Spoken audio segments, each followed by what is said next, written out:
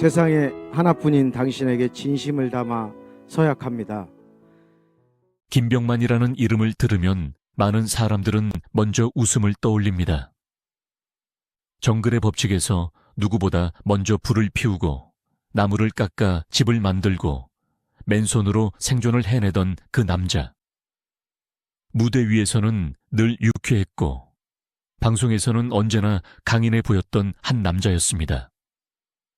그런데 바로 그 김병만의 인생 뒤에는 수년 동안 이어진 충격적인 이야기들이 숨어 있다는 사실을 알고 계셨습니까? 2011년, 그는 대한민국에서 가장 유명한 코미디언 중 한 명이었을 때 결혼을 발표했습니다. 그 결혼은 처음부터 사람들을 놀라게 했습니다. 그의 아내는 그보다 7살 연상이었고 이미 2번의 결혼을 경험한 이혼녀였으며 초등학생 딸까지 있는 상태였습니다.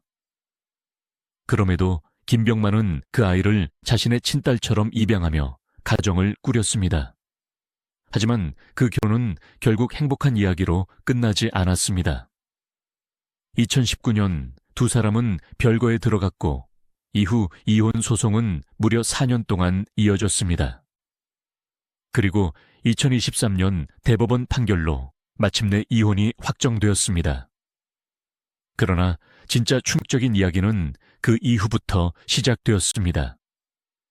이혼이 끝나기도 전에 전처는 김병만이 결혼 생활 동안 자신을 20차례 이상 폭행했다고 주장하며 고소장을 제출했습니다.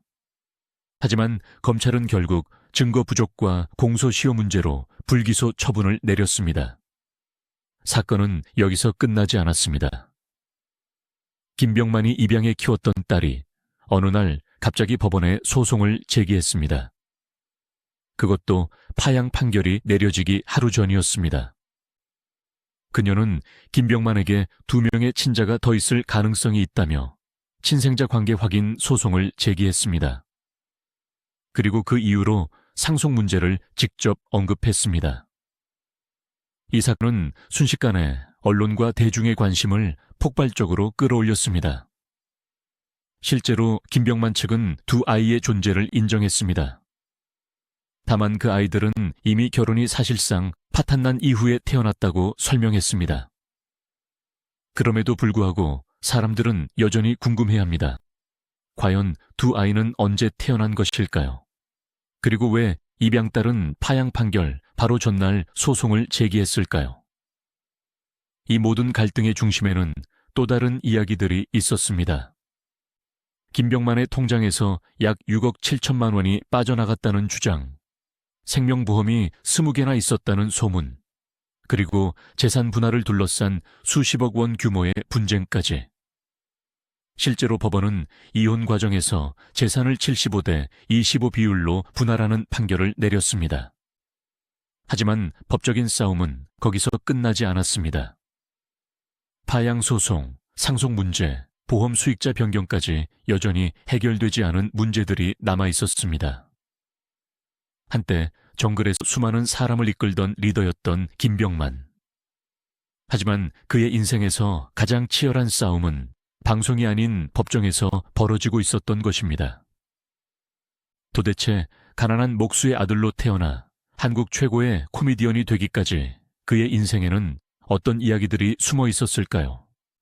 그리고 왜 그의 결혼은 이렇게 복잡한 갈등과 논란으로 이어지게 된 것일까요? 지금부터 우리는 웃음 뒤에 숨겨진 김병만의 진짜 인생 이야기를 하나씩 따라가 보려고 합니다. 김병만의 인생 이야기를 이해하려면 먼저 그가 어디에서 시작했는지를 알아야 합니다. 지금은 대한민국에서 가장 유명한 코미디언 중 한 명으로 알려져 있지만 그의 출발점은 화려함과는 거리가 먼 곳이었습니다. 김병만은 전라북도의 한 시골 마을에서 태어났습니다. 그의 아버지는 평생을 나무와 함께 살아온 목수였고 가족의 형편은 늘 넉넉하지 못했습니다. 잘 살다가 가난해진 집안이 아니라 태어날 때부터 계속 가난했던 집이었습니다. 집에는 누나 1명과 여동생 2명이 있었고 김병만은 그 집의 장남이었습니다. 어린 시절부터 그는 자연스럽게 집안의 책임을 짊어져야 했습니다. 아버지가 목수였기 때문에 어린 김병만은 놀이터 대신 공사 현장에서 시간을 보내는 날이 많았습니다. 아버지가 집을 짓는 현장에 따라가 나무를 나르고 망치를 건네며 일을 거들곤 했습니다. 어른들에게는 평범한 하루였지만 어린 소년에게는 결코 가벼운 일이 아니었습니다. 그러나 김병만은 그런 환경 속에서 불평하기보다 오히려 남다른 손재주와 끈기를 키워나갔습니다. 나무를 다루는 법을 자연스럽게 익혔고 작은 도구 하나로도 무엇이든 만들어내는 능력을 갖게 되었습니다. 훗날 정글의 법칙에서 대나무와 나무만으로 집을 짓고 도구를 만들어내던 그의 능력은 사실 이 어린 시절의 경험에서 비롯된 것이었습니다. 김병만은 훗날 방송에서 어린 시절을 떠올리며 이런 말을 한 적이 있습니다. 우리 집은 항상 가난했지만 나는 그게 특별한 일이라고 생각하지 않았다. 그냥 그렇게 사는 줄 알았다. 이 한마디는 그의 어린 시절을 가장 잘 설명해 주는 말이었습니다. 친구들이 학교가 끝난 뒤 놀이터로 향할 때 김병만은 종종 아버지를 따라 일을 하러 갔습니다. 그에게 어린 시절은 꿈을 꾸기보다는 가족을 돕는 시간에 더 가까웠습니다. 하지만 바로 그 가난했던 환경이 김병만이라는 사람을 만들었습니다. 힘든 일을 견디는 법, 포기하지 않는 법, 그리고 어떤 상황에서도 살아남는 법을 그는 어린 시절부터 몸으로 배웠던 것입니다. 훗날 많은 사람들이 정글의 법칙에서 김병만을 보며 왜 저 사람은 그렇게 뭐든지 잘할까 궁금해했습니다. 그러나 그 이유는 사실 아주 오래전 전라북도의 작은 시골 마을에서 이미 시작되고 있었습니다. 김병만의 어린 시절은 단순히 가난한 이야기로 끝나지 않았습니다. 그 가난은 그에게 아주 이른 나이에 어른이 되어야 하는 시간을 가져다 주었습니다. 김병만은 고등학교를 졸업하자마자 더 이상 공부를 계속할 수 없었습니다. 집안 형편이 그에게 다른 선택을 허락하지 않았기 때문입니다. 그는 장남이었고 가족을 도와야 했습니다. 그래서 졸업과 동시에 바로 사회로 나가 일을 시작했습니다. 그가 했던 일들은 대부분 몸을 쓰는 힘든 노동이었습니다. 건설 현장에서 일을 하기도 했고 건물 철거 현장에서 먼지를 뒤집어쓰며 일하기도 했습니다. 폐기물을 수거하는 일도 했고 인테리어 공사 현장에서 자비를 하기도 했습니다. 전기 설비 일을 배우기도 했고 새벽에는 신문 배달을 하기도 했습니다.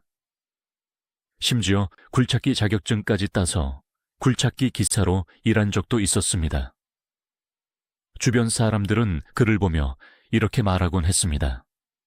저 사람은 안 해본 일이 없다고. 김병만의 삶은 그 말 그대로였습니다. 하루라도 쉬지 않으면 가족의 생활비가 부족해질 수 있었기 때문에 그는 어떤 일이든 가리지 않고 했습니다. 지금 방송에서 보여주는 그의 놀라운 손재주와 생활기술은 사실 이 시기에 만들어졌습니다. 그는 여러 현장을 오가며 돌을 다루는 법을 배웠고 어떤 상황에서도 해결책을 찾아내는 능력을 키웠습니다. 하지만 이런 삶은 결코 안전한 삶이 아니었습니다. 김병만은 일하면서 여러 번 죽을 뻔한 사고를 겪었습니다. 한 번은 공사 현장에서 작업을 하다가 4층 높이에서 떨어지는 사고를 겪었습니다. 그때 조금만 상황이 달랐다면 그는 그 자리에서 목숨을 잃을 수도 있었습니다.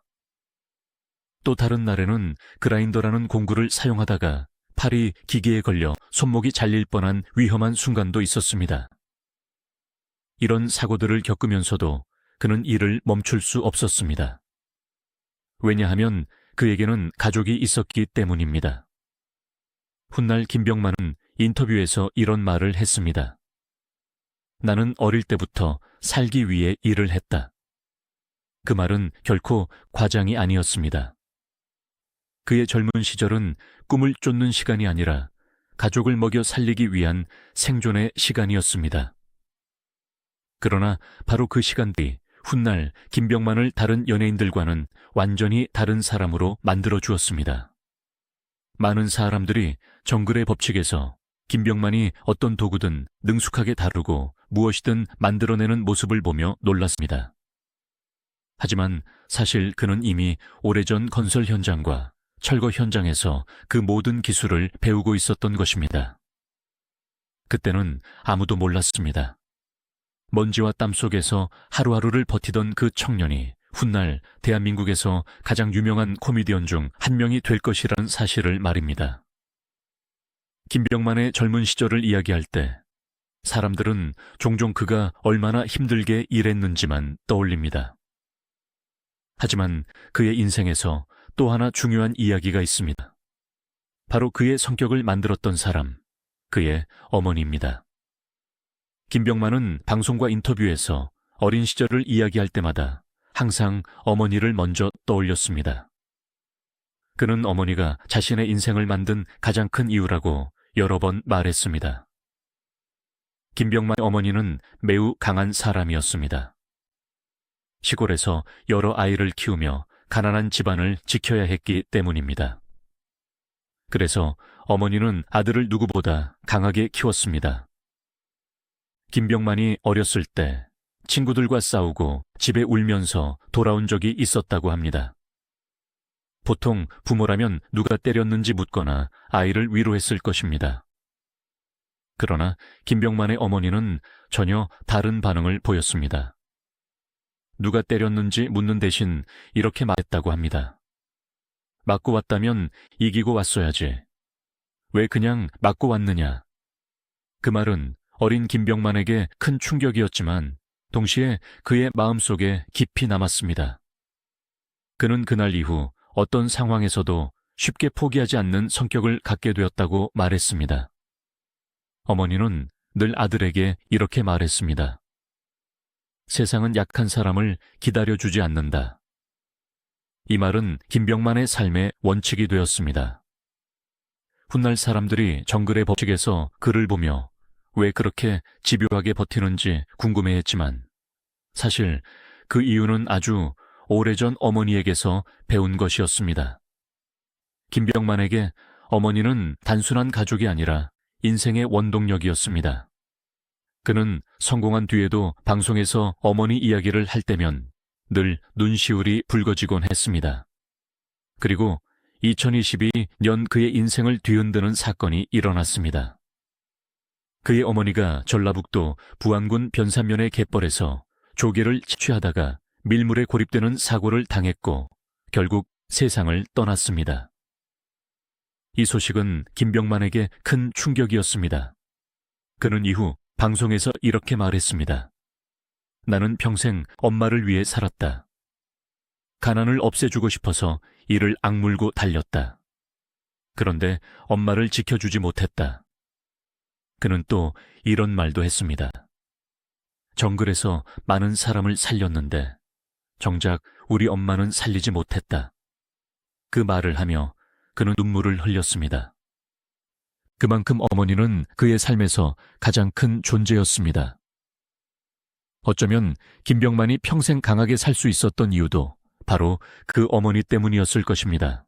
그러나 인생에서 가장 큰 힘이었던 그 사람이 사라지면서 김병만의 삶은 또 다른 방향으로 흘러가기 시작했습니다. 그리고 그 이후 그의 인생에는 예상하지 못했던 수많은 사건들이 연이어 일어나게 됩니다. 김병만의 인생에서 가장 큰 전환점은 예상치 못한 순간에 시작되었습니다. 그는 원래 연예인이 될 생각조차 하지 않았던 사람이었습니다. 하루하루 일을 하며 가족의 생활비를 벌어야 했던 그에게 꿈이라는 것은 사치처럼 느껴졌기 때문입니다. 하지만 어느 날 그의 인생을 완전히 바꿔놓는 일이 벌어졌습니다. 함께 일하던 친구 한 명이 어느 날 갑자기 서울로 올라가겠다고 말했습니다. 이유는 단 하나였습니다.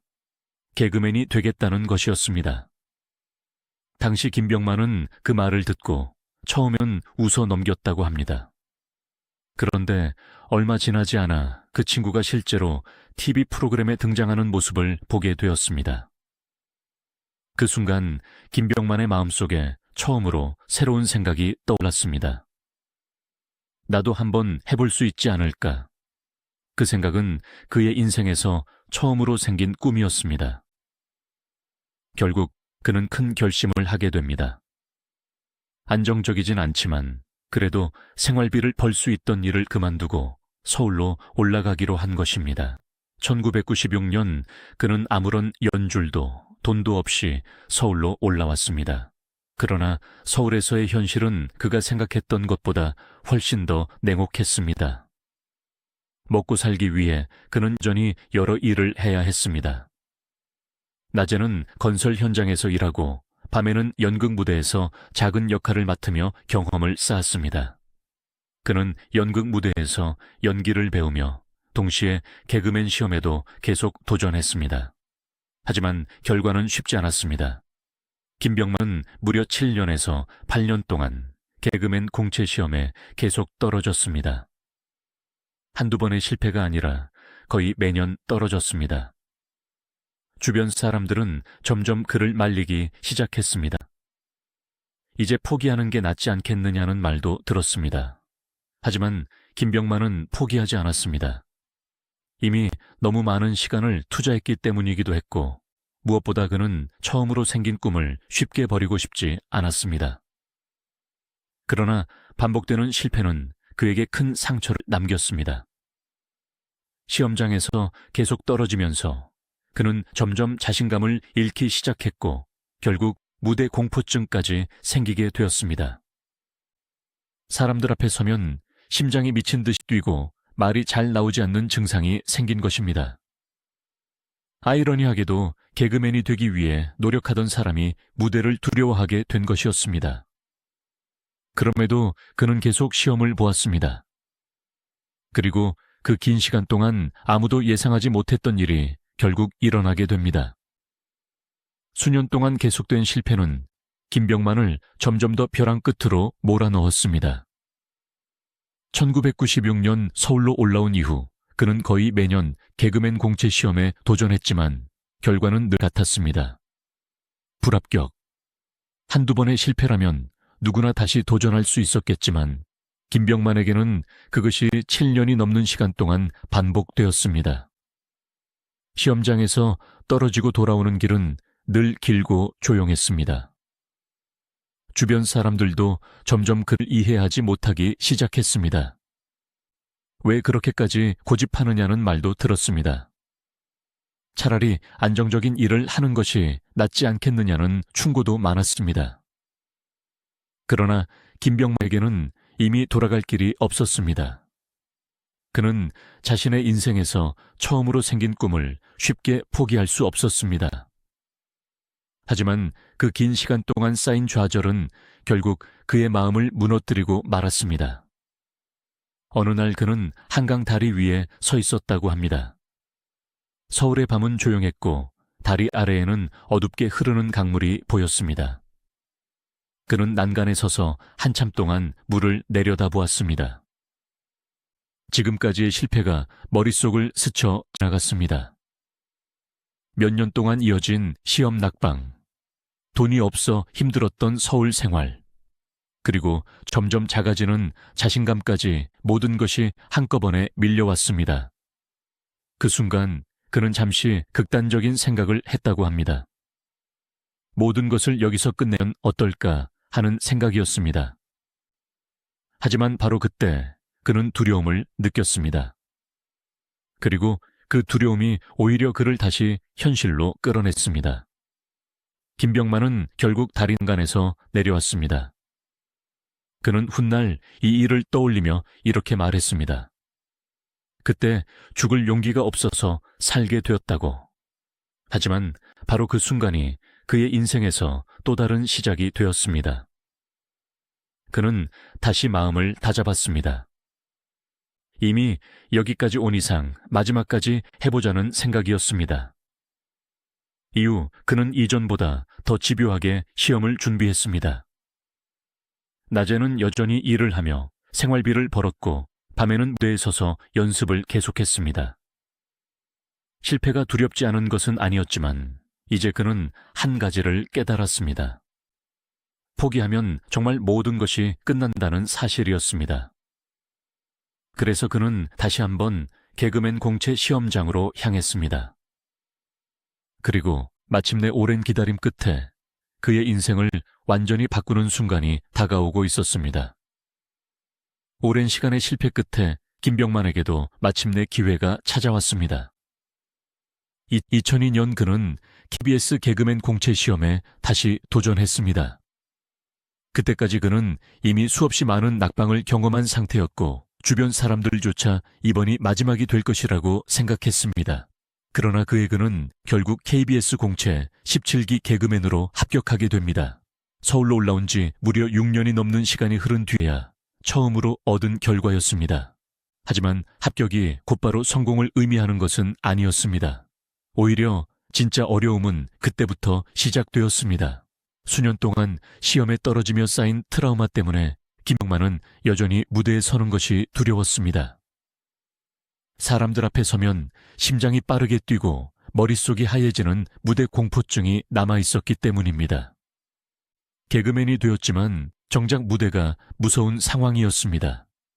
그는 한동안 작은 역할만 맡으며 조용히 시간을 보내야 했습니다. 그러던 중 2007년 그의 인생을 바꾸는 코너가 등장합니다. 바로 KBS 개그 콘서트의 코너 달인이었습니다. 이 코너에서 김병만은 어떤 일이든 능숙하게 해내는 장인 캐릭터를 연기했습니다.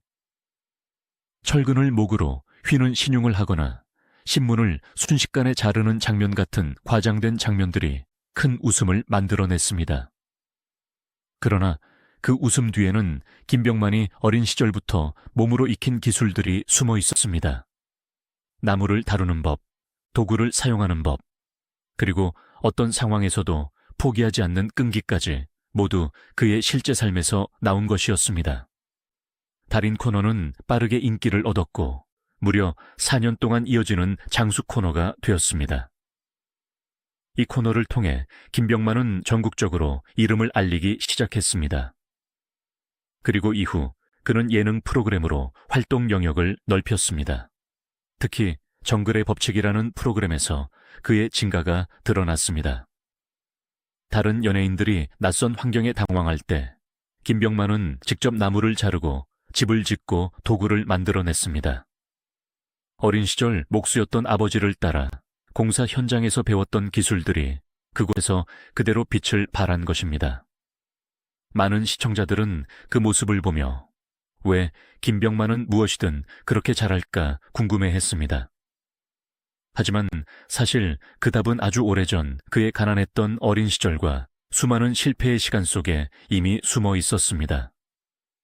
2002년 KBS 공채 17기 개그맨으로 합격한 뒤 김병만의 인생은 조금씩 달라지기 시작했습니다. 그러나 많은 사람들이 생각하는 것처럼 합격이 곧바로 화려한 성공으로 이어진 것은 아니었습니다. 방송국에 들어간 뒤에도 그는 오랜 시간 동안 무명의 시간을 보내야 했습니다.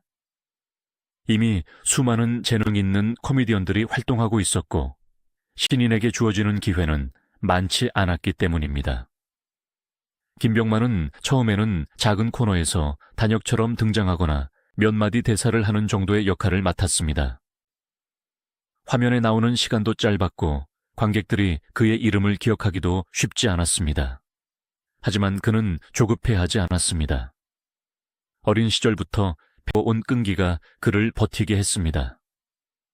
방송이 끝난 뒤에도 그는 동료들과 함께 연습실에 남아 아이디어를 고민하고 새로운 개그를 만들어 보려고 노력했습니다.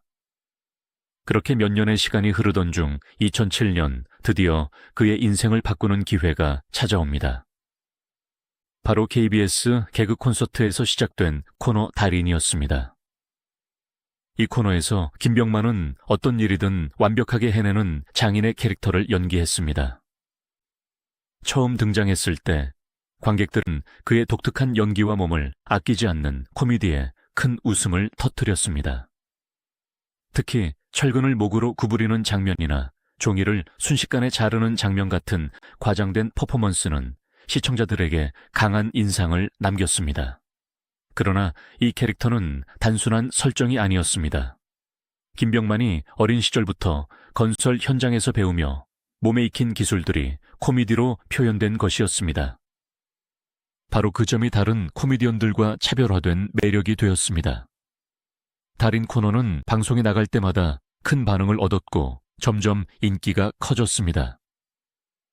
결국 이 코너는 무려 4년 동안 이어지는 장수 코너가 되었고 김병만은 전국적으로 이름을 알리게 됩니다. 오랜 시간 무명으로 지냈던 그는 이 코너 하나로 대한민국 대표 코미디언 중 한 명으로 떠오르게 되었습니다. 그리고 그 순간부터 김병만의 인생은 완전히 새로운 방향으로 움직이기 시작했습니다. 달인 코너로 이름을 알리기 시작한 이후 김병만의 활동 영역은 점점 더 넓어지기 시작했습니다.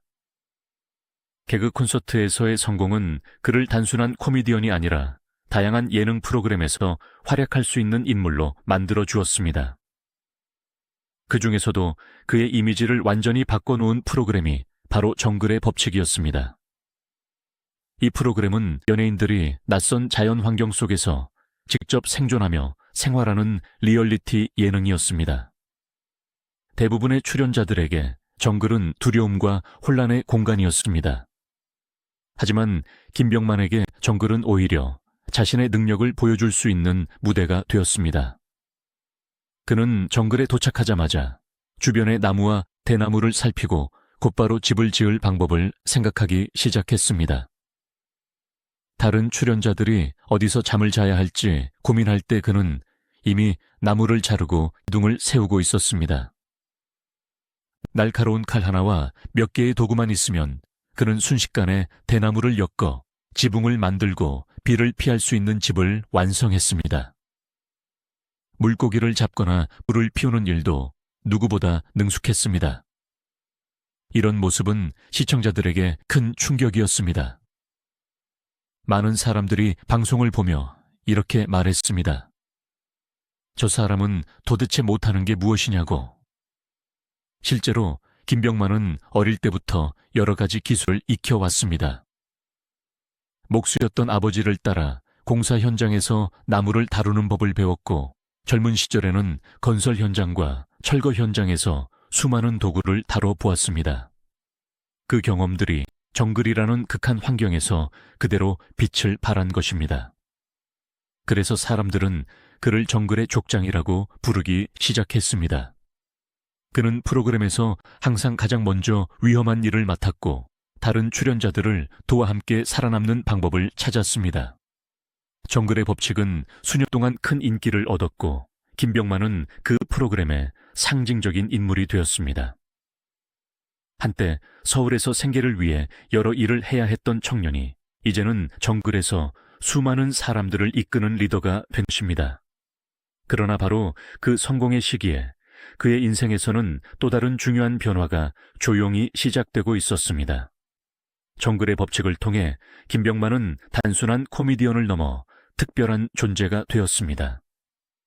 많은 시청자들은 그를 보며 이렇게 말했습니다.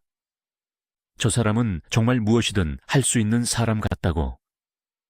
실제로 김병만의 능력은 단순한 방송용 캐릭터가 아니었습니다. 그는 어릴 때부터 몸을 쓰는 일을 하며 자연스럽게 다양한 기술을 익혀왔습니다.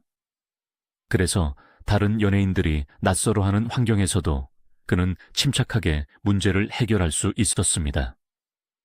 예를 들어 정글에서 집을 지어야 할 때 그는 먼저 땅의 경사를 확인하고 비가 올 때 물이 흐르는 방향까지 계산했습니다.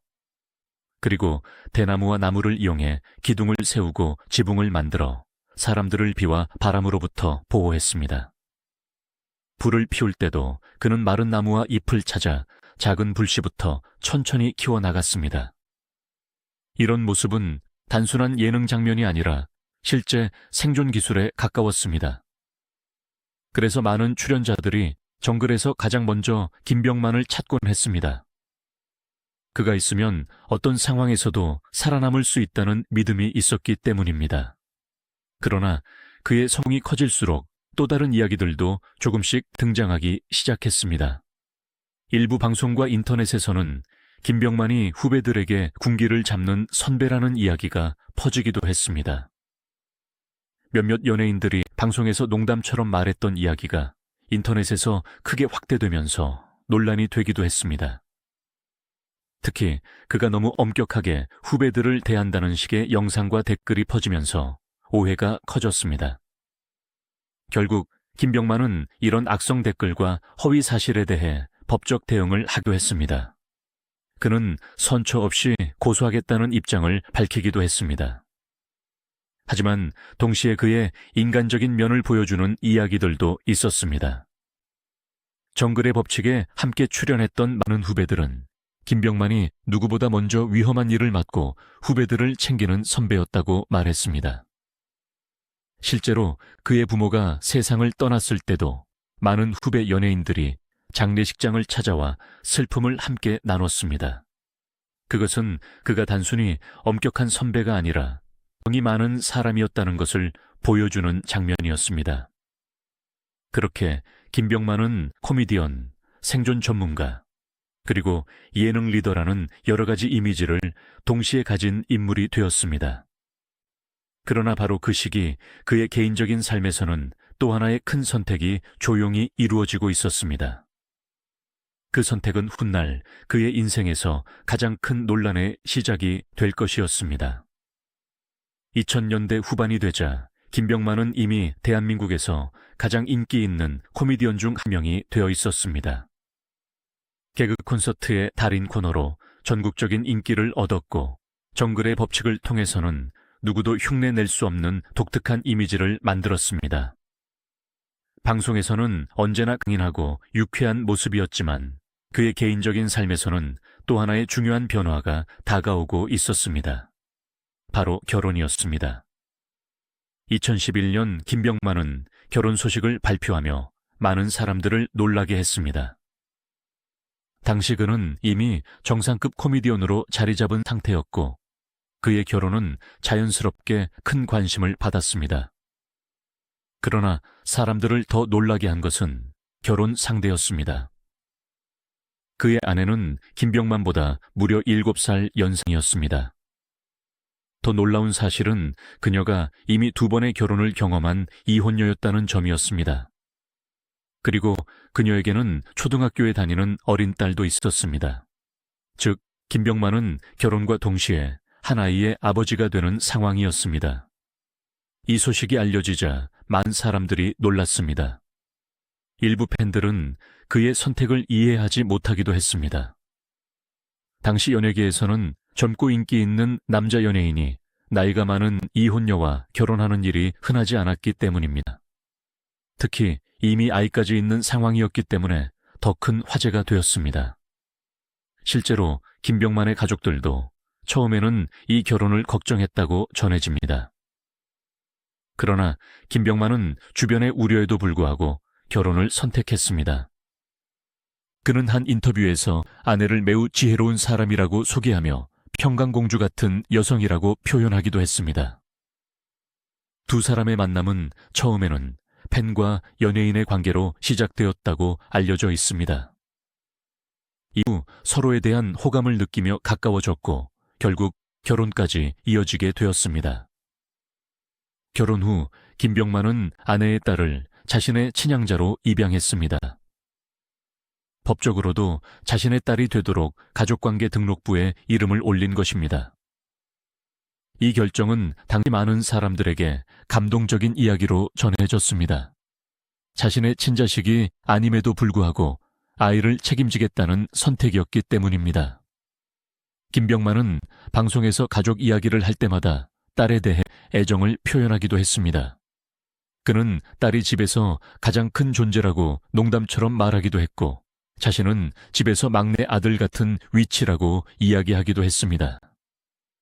그 말 속에는 가족을 향한 따뜻한 애정이 담겨 있는 것처럼 보였습니다. 그러나 그때는 아무도 몰랐습니다. 이 결혼이 훗날 수년 동안 이어질 복잡한 갈등과 법적 분쟁의 시작이 될 것이라는 사실을 말입니다. 결혼 직후 김병만의 가정은 겉으로 보기에는 안정되고 평온해 보였습니다. 그는 방송에서 종종 가족 이야기를 하며 웃음을 주기도 했습니다. 특히 아내와 딸에 대한 이야기를 할 때는 마치 평범한 가장처럼 보였습니다. 그는 한 방송에서 이런 말을 하기도 했습니다. 우리 집에서는 딸이 제일 크고 나는 막내 아들 같은 존재다. 그 말에 출연자들은 웃었고 시청자들도 따뜻한 가족 이야기라고 생각했습니다. 실제로 김병만은 아내의 딸을 법적으로 친양자로 입양해 자신의 호적에 올렸기 때문에 주변에서는 그를 책임감 있는 가장이라고 평가하기도 했습니다. 하지만 시간이 흐르면서 두 사람의 관계에는 조금씩 균열이 생기기 시작했습니다. 김병만은 어느 방송에서 아내가 자신의 휴대전화에 저장해둔 이름을 공개하며 농담처럼 이야기한 적이 있습니다. 아내가 나를 휴대전화에 땡깡이로 저장해 놓았다고 말입니다. 땡깡이라는 말은 아이처럼 투정을 부리는 사람을 뜻하는 표현이었습니다. 그는 웃으며 이야기했지만 그 말 속에는 두 사람의 관계가 단순한 부부 관계가 아니라 때로는 어머니와 아들 같은 느낌이 있었다는 의미도 담겨 있었습니다. 실제로 김병만은 아내가 교수 출신이라 자신을 가르치려는 성향이 강했다고 말하기도 했습니다. 그는 농담처럼 집에서 딸과 같은 위치에 있다고 이야기했습니다. 딸이 자라면서 자신이 집에서 막내가 된 것 같다고 말하기도 했습니다. 이런 이야기들은 방송에서는 웃음을 주는 에피소드처럼 들렸지만 시간이 지나면서 사람들은 그 말 속에서 묘한 분위기를 느끼기 시작했습니다. 특히 김병만이 한 인터뷰에서 오랫동안 산속에서 혼자 지낸 적이 있다고 말하면서 더 많은 궁금증이 생겼습니다. 그는 한때 약 3년 동안 산속에서 생활했다고 고백했는데 그 이유에 대해서는 자세히 설명하지 않았습니다. 그러나 이 이야기는 훗날 두 사람이 오래 별거했다는 사실이 알려지면서 다시 주목을 받게 됩니다. 실제로 김병만 측은 두 사람이 이미 10년 가까이 별거 상태였다고 밝히기도 했습니다. 겉으로는 결혼 생활이 유지되는 것처럼 보였지만 실제로는 오랜 시간 떨어져 지내고 있었다는 것입니다.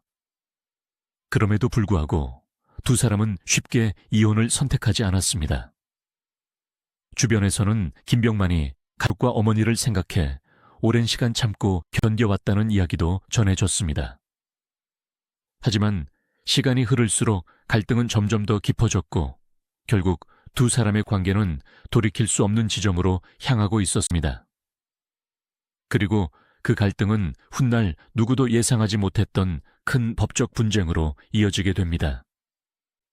시간이 흐르면서 김병만의 결혼 생활은 겉으로 보이는 모습과는 전혀 다른 방향으로 흘러가기 시작했습니다. 방송에서는 여전히 밝은 모습이었지만 실제 생활에서는 갈등이 점점 깊어지고 있었습니다. 결국 2019년 두 사람은 별거에 들어가게 됩니다. 이것은 단순한 부부싸움이 아니라 사실상 결혼 생활이 무너진 순간이었습니다. 이후 두 사람의 관계는 빠르게 법적인 문제로 이어졌습니다. 김병만과 전처 사이에는 이혼 소송이 시작되었고 그 과정은 생각보다 훨씬 길어졌습니다. 이혼 소송은 몇 달이 아니라 무려 4년 가까이 이어졌습니다. 그리고 마침내 2023년 대한민국 대법원의 판단으로 두 사람의 이혼이 최종 확정되었습니다. 그러나 이혼이 끝났다고 해서 갈등이 끝난 것은 아니었습니다. 오히려 그 이후 더 큰 논란들이 이어지기 시작했습니다. 가장 먼저 등장한 것은 폭행 논란이었습니다. 김병만의 전처는 결혼 기간 동안 자신이 여러 차례 폭행을 당했다고 주장하며 고소장을 제출했습니다. 그녀는 2010년 결혼 이후 2019년 별거에 이르기까지 약 20차례 이상 폭행을 당했다고 주장했습니다. 이 사건은 곧바로 언론의 큰 관심을 받았습니다. 그러나 검찰 조사 결과는 전혀 다른 결론으로 이어졌습니다. 검찰은 수사 자료와 증거들을 검토한 뒤 상습상해 혐의에 대해 혐의가 없다고 판단했습니다. 또한 일부 폭행 관련 사건은 공소시효가 이미 만료되었다는 이유로 기소가 이루어지지 않았습니다. 결국 김병만은 이 사건에서 불기소 처분을 받게 됩니다. 하지만 전처는 이후에도 폭행이 있었다는 주장을 계속 이어갔습니다. 여기에 또 다른 갈등도 등장했습니다. 바로 돈 문제였습니다. 김병만 측은 전처가 자신의 계좌를 관리하던 시기에 약 6억 7천만 원 정도의 돈이 계좌에서 이체되었다고 주장했습니다.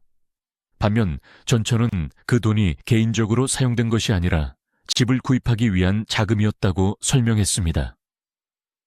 결국 이 문제는 재산 분할 과정에서도 중요한 쟁점이 되었습니다.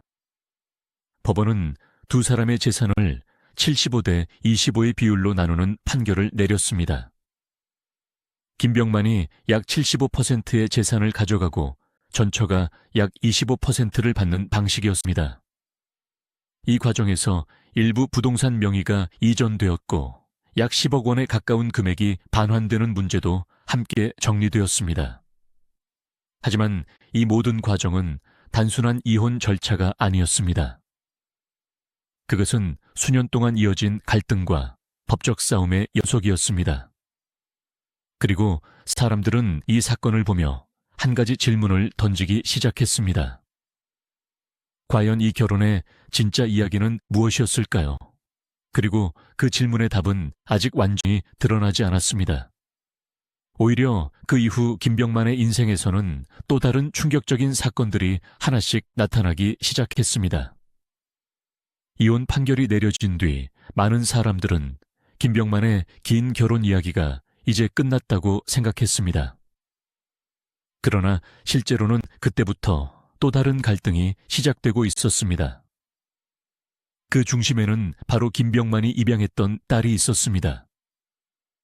김병만은 2011년 결혼하면서 아내의 딸을 자신의 친양자로 입양했습니다. 단순히 함께 사는 것이 아니라 법적으로도 자신의 딸로 등록한 것이었습니다. 그래서 이혼 이후에도 그 관계는 자동으로 사라지지 않았습니다.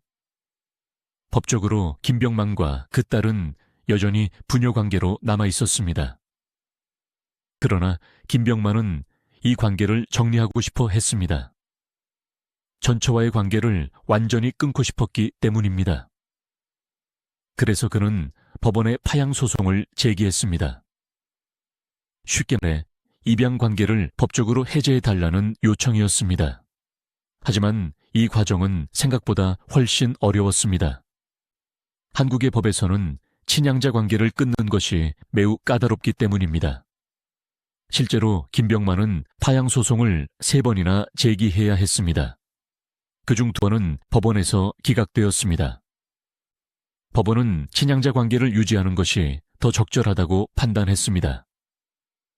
이 상황에서 또 하나의 예상치 못한 사건이 벌어졌습니다. 바로 입양딸이 김병만을 상대로 직접 소송을 제기한 것입니다.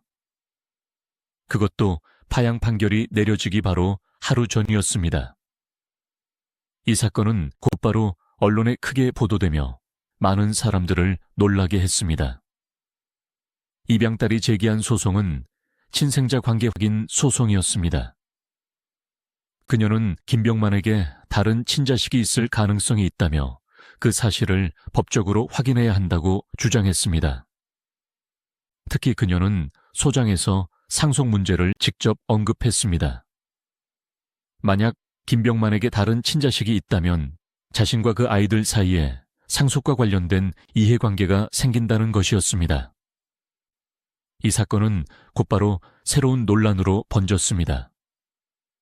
많은 사람들은 왜 하필 파양 판결 직전에 이런 소송이 제기되었는지 궁금해했습니다. 실제로 사건의 시점도 매우 민감했습니다. 당시 법원에서는 파양 소송 결과가 발표될 예정이었고 바로 그 하루 전에 새로운 소송이 접수된 것이었습니다. 김병만 측은 이 소송이 매우 갑작스럽게 이루어졌다고 주장했습니다. 그들은 소장이 접수된 사실조차 언론 보도를 통해 알게 되었다고 말했습니다. 이 사건은 단순한 가족 갈등을 넘어 복잡한 법적 문제로 확대되기 시작했습니다. 그리고 그 중심에는 또 다른 충격적인 사실이 등장하게 됩니다. 바로 김병만에게 2명의 친자식이 있다는 이야기였습니다. 입양딸이 제기한 소송이 언론에 알려지자 사람들의 관심은 곧바로 한 가지 질문으로 모였습니다. 정말 김병만에게 다른 친자식이 있는 것일까? 그리고 얼마 지나지 않아 이 질문에 대한 새로운 이야기가 등장하기 시작했습니다. 일부 언론과 방송에서는 김병만에게 2명의 후계자가 있다는 주장이 제기되었습니다. 이 소식은 곧바로 큰 화제가 되었습니다. 왜냐하면 그동안 김병만의 가족 이야기는 대부분 입양딸에 관한 이야기로 알려져 있었기 때문입니다. 그런데 갑자기 2명의 친자식 이야기가 등장하자 많은 사람들이 놀라움을 감추지 못했습니다. 보도에 따르면 이 2 아이는 김병만이 현재 결혼하지 않은 여성과의 관계에서 태어난 것으로 알려졌습니다. 특히 이 아이들의 나이는 아직 어린 것으로 전해졌습니다. 일부 기사에서는 2 아이가 모두 미성년자이며 현재 김병만이 직접 양육하고 있다는 내용도 등장했습니다. 하지만 이 문제는 매우 민감한 사안이었기 때문에 김병만 측은 구체적인 개인 정보를 공개하지 않았습니다. 다만 한 가지 분명한 사실은 김병만이 현재 2 아이를 돌보며 함께 생활하고 있다는 점이었습니다. 실제로 일부 방송과 인터뷰에서는 그가 지금 2 아이를 키우고 있다는 사실이 언급되기도 했습니다. 이 사실이 알려지면서 사람들은 또 다른 궁금증을 가지기 시작했습니다. 그렇다면 입양딸이 제기한 소송은 결국 상속 문제와 관련이 있는 것이 아닐까 하는 의문이었습니다. 법적으로 친양자로 등록되어 있는 경우에는 친자식과 동일한 상속권이 인정되기 때문입니다. 만약 김병만에게 친자식이 존재한다면 그 상속 구조는 훨씬 복잡해질 수 있습니다. 실제로 입양딸의 소장에서도 상속과 관련된 이해관계가 언급되었다는 점이 알려지면서 이 사건은 더욱 큰 관심을 받게 되었습니다. 일부 네티즌들은 입양딸이 파양 판결 직전에 소송을 제기한 이유도 바로 이 문제 때문이 아니냐는 추측을 내놓기도 했습니다. 하지만 사건의 진짜 의도에 대해서는 아직 명확하게 밝혀진 것은 없습니다. 그럼에도 불구하고 이 사건은 김병만의 개인적인 삶을 다시 한번 세상의 관심 속으로 끌어올렸습니다. 한때 정글의 족장이라는 별명으로 불리며 강인한 이미지를 보여주던 그에게 갑자기 복잡한 가족 이야기가 따라붙기 시작한 것입니다. 특히 입양딸과의 법적 갈등, 그리고 2명의 친자식 이야기까지 겹치면서 사람들은 김병만의 삶에 대해 이전과는 전혀 다른 시선으로 바라보기 시작했습니다. 그러나 또 한편으로는 그가 현재 2 아이를 직접 키우며 살아가고 있다는 사실에 주목하는 사람들도 많았습니다. 방송에서 보여주던 강인한 모습과 달리 그는 이제 2 아이의 아버지로서 또 다른 책임을 안고 살아가고 있는 것이었습니다. 그리고 바로 이 지점에서 많은 사람들이 다시 한번 생각하게 됩니다. 화려한 성공 뒤에 숨겨진 그의 인생은 과연 어떤 모습일까? 그리고 지금 이 순간 김병만은 어떤 삶을 살고 있을까? 그 질문의 답은 그의 현재 삶 속에서 조금씩 드러나고 있습니다. 입양딸과의 소송, 그리고 2명의 친자식 이야기가 동시에 알려지면서 김병만의 삶은 다시 한번 큰 관심의 중심에 서게 되었습니다. 그러나 많은 사람들이 궁금해했던 것은 단순히 논란의 사실 여부가 아니라 그 이후 그의 삶이 어떻게 달라졌는가 하는 점이었습니다. 실제로 최근 몇 년 동안 김병만의 생활은 과거와는 상당히 다른 모습으로 변해 있었습니다. 방송 활동도 이전보다 훨씬 줄어들었고 그는 비교적 조용한 생활을 이어가고 있는 것으로 알려졌습니다. 특히 그의 삶에서 가장 큰 변화는 2 아이와 함께하는 생활이었습니다. 일부 보도에 따르면 김병만은 현재 2 아이를 직접 돌보며 아버지로서의 삶을 보내고 있다고 합니다. 과거에는 정글의 법칙 촬영 때문에 오랜 기간 해외의 밀림과 섬을 오가며 생활했지만 이제는 훨씬 안정된 생활을 선택했다는 이야기들도 전해지고 있습니다. 가까운 지인들에 따르면 김병만은 요즘 아이들과 보내는 시간을 무엇보다 중요하게 생각한다고 합니다. 그는 방송에서 늘 강한 이미지로 기억되지만 실제 생활에서는 아들을 매우 세심하게 돌보는 아버지의 모습이라고 합니다. 아침에 아이들을 챙기고 학교와 생활을 관리하는 평범한 부모의 일상을 보내고 있다는 이야기도 전해졌습니다. 물론 그의 인생에서 방송이 완전히 사라진 것은 아닙니다. 그는 여전히 예능 프로그램과 방송 활동을 이어가고 있지만 과거처럼 무리한 스케줄을 잡지는 않는 것으로 알려졌습니다. 일부 관계자들은 그가 지금은 가족 중심의 삶을 더 중요하게 생각하고 있다고 전하기도 했습니다. 사실 김병만은 오랫동안 생존과 도전이라는 이미지로 살아온 사람이었습니다. 정글의 법칙에서 보여준 모습처럼 그는 늘 극한 환경 속에서도 포기하지 않는 인물로 기억됐습니다. 하지만 이제 그의 삶에서 가장 중요한 역할은 다른 모습으로 바뀌고 있는지도 모릅니다. 바로 두 아이의 아버지라는 역할입니다. 과거에는 수많은 출연자들을 이끌던 정글의 족장이었다면 지금은 두 아이의 삶을 책임지는 부모로 살아가고 있는 것입니다. 이 변화는 단순한 생활 방식의 변화가 아니라 그의 인생이 새로운 단계로 넘어가고 있다는 신호일지도 모릅니다. 물론 여전히 해결되지 않은 법적 문제와 논란들이 남아있는 것도 사실입니다. 입양딸과의 관계 문제 역시 완전히 정리되었다고 말하기는 어렵습니다. 그러나 분명한 것은 김병만의 인생이 지금도 계속 변화하고 있다는 사실입니다. 한때 가난한 시골 소년이었던 그는 수많은 실패 끝에 대한민국 최고의 코미디언 중 한 명이 되었고 정글에서 살아남는 법을 보여주며 많은 사람들의 존경을 받았습니다. 그리고 이제 그는 또 다른 형태의 삶을 살아가고 있습니다. 그것은 화려한 무대 위의 삶이 아니라 한 가정의 아버지로서 살아가는 조용한 삶일지도 모릅니다. 어쩌면 이것이야말로 그의 인생에서 가장 어려운 도전일지도 모릅니다. 이혼과 가족 논란이 이어지면서 많은 사람들은 자연스럽게 한 가지 궁금증을 가지기 시작했습니다. 과연 김병만의 현재 재산은 어느 정도일까 하는 질문이었습니다.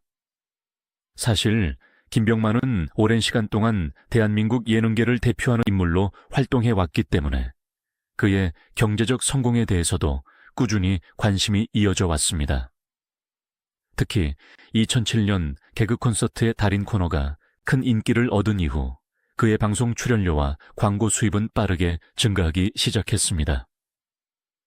당시 방송 관계자들에 따르면 인기 절정기였던 시절 김병만의 예능 프로그램 출연료는 회당 수백만 원에서 수천만 원 수준까지 올라갔다고 알려져 있습니다. 여기에 광고와 행사 출연까지 더해지면서 그의 연간 수입은 상당한 규모였던 것으로 전해졌습니다. 특히 정글의 법칙이 큰 성공을 거두면서 김병만의 이름값은 더욱 높아졌습니다. 그는 프로그램의 중심 인물이었고 방송에서는 그를 정글의 족장이라고 부르기도 했습니다. 실제로 이 프로그램은 여러 나라에서 촬영이 진행되며 장기간 방송되었기 때문에 김병만에게 안정적인 수입원이 되었다고 합니다. 방송 활동 외에도 그는 여러 사업에도 관심을 보였습니다. 과거에는 자신의 이름을 번 체육관 사업과 관련된 이야기도 언론에 등장하기도 했습니다. 또한 부동산 투자에도 관심을 가지고 있다는 이야기가 전해지면서 그의 자산 규모에 대한 추측이 이어지기도 했습니다. 실제로 이혼 소송 과정에서 일부 재산 규모가 공개되면서 사람들의 관심이 더욱 커졌습니다.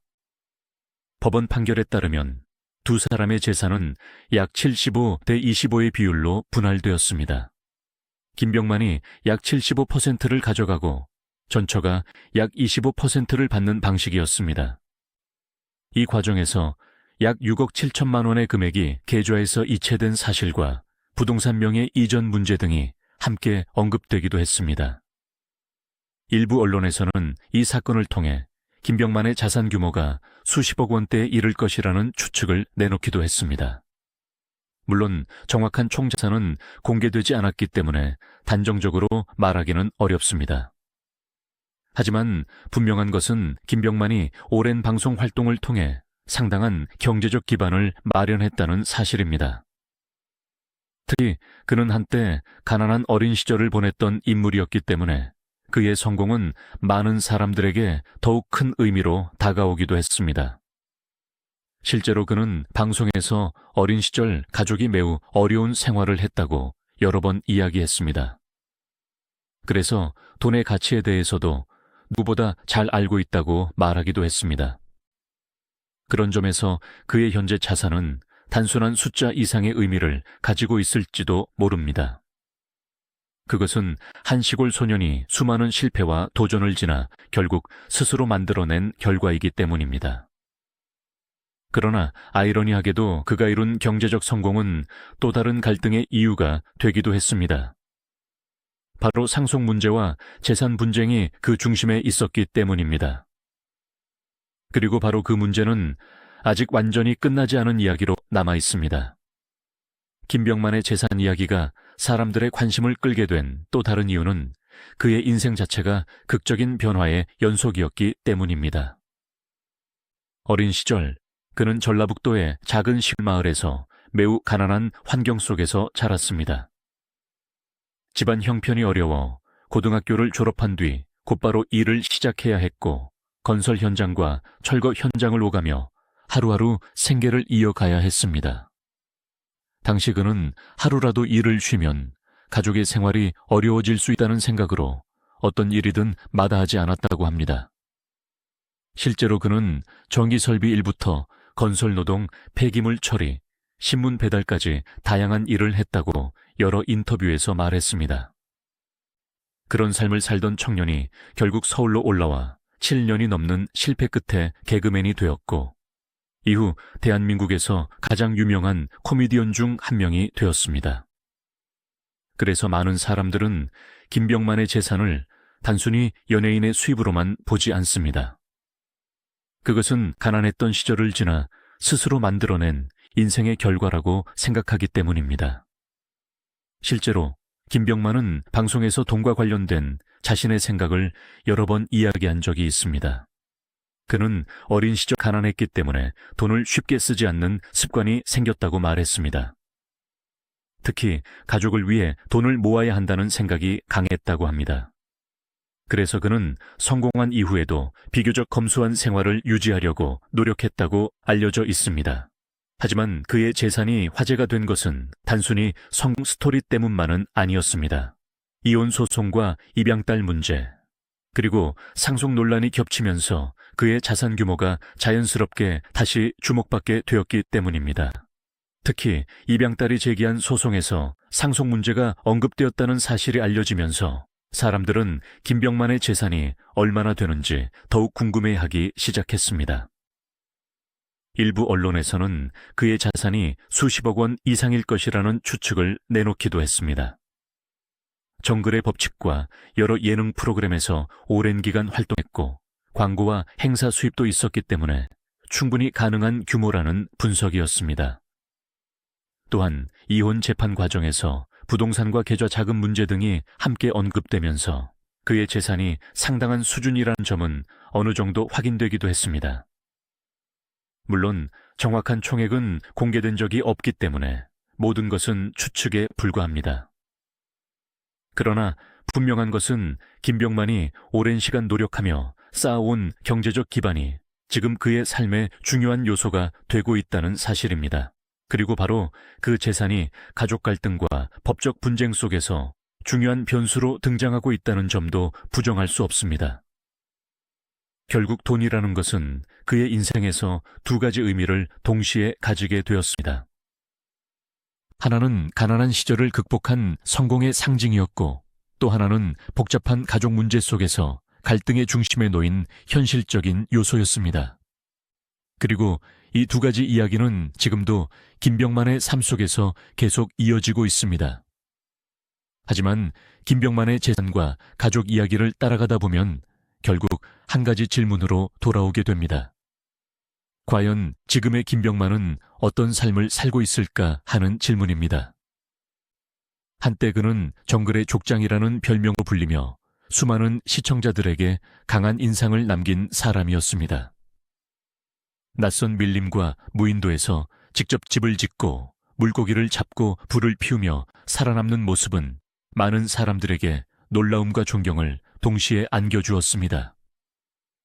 그러나 시간이 흐르면서 그의 삶은 조금씩 다른 방향으로 움직이기 시작했습니다. 최근 몇 년 동안 김병만은 예전처럼 활발하게 방송에 등장하지는 않았습니다.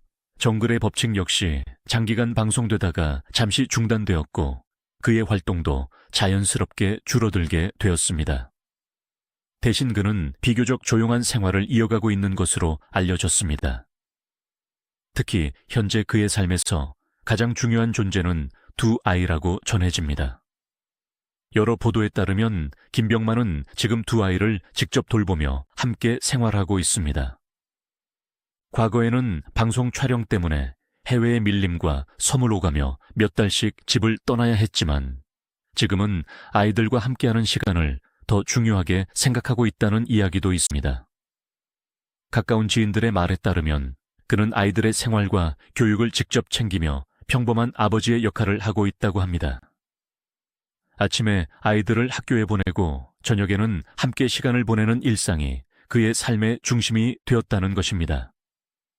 물론 그는 여전히 방송 활동을 완전히 그만둔 것은 아닙니다. 간헐적으로 예능 프로그램에 출연하기도 하고 여러 방송 프로젝트에 참여하고 있는 것으로 알려져 있습니다. 하지만 예전처럼 위험한 촬영이나 장기간 해외 촬영을 자주 선택하지는 않는다고 합니다. 일부 방송 관계자들은 김병만이 이제는 삶의 우선순위를 조금 바꾸었다고 말합니다. 과거에는 도전과 생존이 그의 인생을 상징하는 단어였다면 지금은 가족과 책임이라는 단어가 더 가까워졌다는 것입니다. 사실 김병만의 인생은 늘 극단적인 선택과 도전의 연속이었습니다. 가난한 어린 시절을 지나 수년간의 실패를 견디며 개그맨이 되었고 이후 정글이라는 극한 환경 속에서도 누구보다 강한 모습을 보여주었습니다. 그리고 지금 그는 또 다른 형태의 삶을 살아가고 있습니다. 그것은 화려한 무대 위의 인생이 아니라 두 아이의 아버지로서 살아가는 삶입니다. 어쩌면 많은 사람들은 여전히 정글에서 살아남는 김병만의 모습을 기억하고 있을지도 모릅니다. 그러나 그의 진짜 도전은 이제 다른 곳에서 이루어지고 있을지도 모릅니다. 바로 한 가정을 책임지는 평범한 아버지의 삶 속에서 말입니다. 그리고 그 조용한 변화는 어쩌면 그의 인생에서 가장 큰 이야기로 남게 될지도 모릅니다. 김병만의 인생을 천천히 돌아보면 한 편의 드라마처럼 느껴집니다. 전라북도의 작은 시골 마을에서 가난한 소년으로 시작해 수많은 노동과 실패를 겪었고 결국 대한민국을 대표하는 코미디언이 되었습니다. 2002년 KBS 공채 17기 개그맨으로 합격하기까지 7년이 넘는 시간을 견뎌야 했고 2007년 개그 콘서트의 달인 코너를 통해 처음으로 전국적인 인기를 얻었습니다. 이후 정글의 법칙에서 보여준 놀라운 생존 능력은 그를 단순한 코미디언이 아니라 정글의 족장이라는 특별한 존재로 만들었습니다. 그러나 그의 인생은 성공 이야기만으로 설명할 수 없는 복잡한 장면들도 함께 가지고 있습니다. 2011년 7살 연상의 여성과 결혼하고 그녀의 딸을 친양자로 입양하며 새로운 가정을 만들었지만 2019년 별거 이후 결국 2023년 대법원 판결로 이혼이 확정되었습니다. 그 과정에서 폭행 논란과 재산 분할 문제, 그리고 입양딸과의 파양 소송까지 이어지며 그의 개인적인 삶은 오랜 시간 세상의 관심 속에 놓이게 되었습니다. 여기에 두 명의 친자식 이야기가 등장하면서 그의 가족 이야기는 더욱 복잡한 질문을 남기게 되었습니다. 하지만 그 모든 이야기 속에서도 한 가지 분명한 사실이 있습니다. 김병만은 여전히 자신의 삶을 계속 살아가고 있다는 것입니다. 한때 밀림 속에서 수많은 사람들을 이끌던 정글의 족장이었던 그는 지금 두 아이의 아버지로서 또 다른 책임을 안고 살아가고 있습니다. 어쩌면 그것은 정글에서의 생존보다 더 어렵고 긴 여정일지도 모릅니다. 화려한 조명 아래에서 웃음을 주던 코미디언의 모습 뒤에는 이렇게 조용하고 복잡한 인생이 함께 존재하고 있습니다.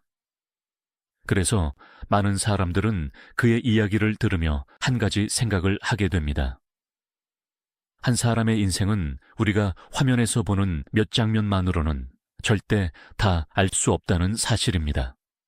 그리고 김병만의 이야기는 아직 끝나지 않았습니다. 그의 인생은 지금도 계속 흘러가고 있기 때문입니다.